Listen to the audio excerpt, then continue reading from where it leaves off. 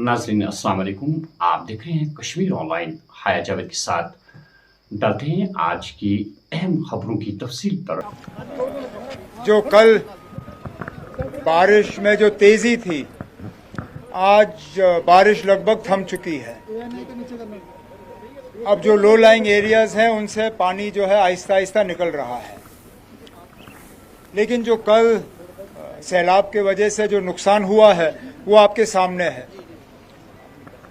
ये पुल, और मैं भी डिविजनल कमिश्नर साहब से कह रहा था कि मुझे अच्छी तरह याद है, ठीक 2014 में इसी कोने पे इस पुल को नुकसान हो गया था।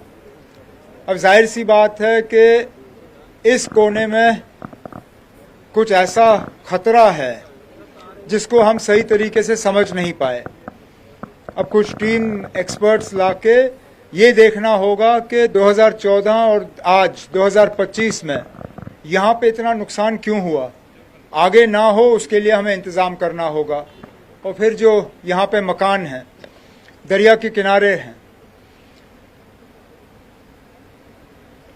बार बार बारिश होगी, इन लोगों को खतरा होगा, इनका कुछ ना कुछ हमें इलाज करना होगा। वो हम बाद में ये फौरी तौर जो हालात हैं इनसे हम निपट लें, उसके बाद इनका नए सिरे से देखना पड़ेगा।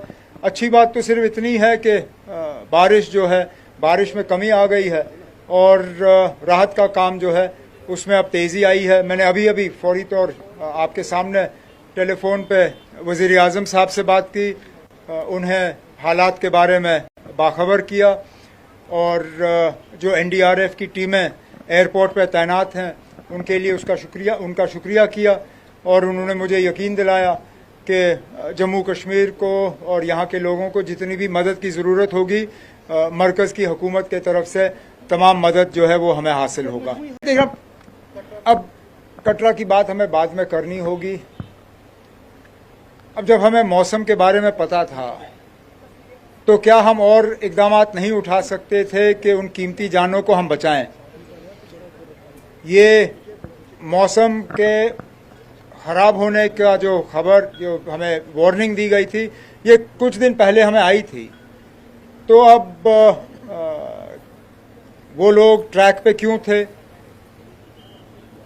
उनको रोका क्यों नहीं गया, सेफ स्पेस पे उनको रखा क्यों नहीं गया, इस पर हमें बाद में बात करनी होगी। लेकिन फ़िलहाल तो हमें इस बात का अफसोस है कि लगभग 29 या 30 लोग जो हैं अपनी कीमती जानें खो गए। कुछ ज़िलों में हालत तो थोड़ी ख़राब ही रही, खासकर जो निचले हमारे ज़िले हैं, सांबा है, कठुआ का निचला इलाका है, जम्मू का निचला इलाका, उधमपुर, ये डोडा किश्तवाड़ में चिनाब के किनारे, कुछ ज़िलों में हम लगभग इतना जितना नुकसान हो सकता था नहीं हुआ। रजौरी का ऊपर इलाका, पुंछ लगभग ठीक ही है। तो अभी पहले तो हमें पानी से निकलने दीजिए, उसके बाद असेसमेंट होगा कि किनके मकानों को कितना नुकसान हुआ और उसके बाद उनके लिए पैकेज एक तैयार किया जाएगा। मेजर तो हमें लेने होंगे, खासकर वो लोग जो गैर कानूनी तौर सैलाब के इन इलाकों में रहते हैं, उन्हें नए सिरे से कहीं बसाना होगा। बार बार हम उनके मकान उन्हीं जगहों पर नहीं बना सकते जहां पे फिर जब पानी आ जाता है तो उनके मकान बह जाते हैं। कहीं ना कहीं हमें अकल का इस्तेमाल करना होगा, इनको कहीं और बसाना होगा। यहाँ दरिया के किनारे बार बार सैलाब आता है और इनके मकान जो है तहस नहस हो जाते हैं।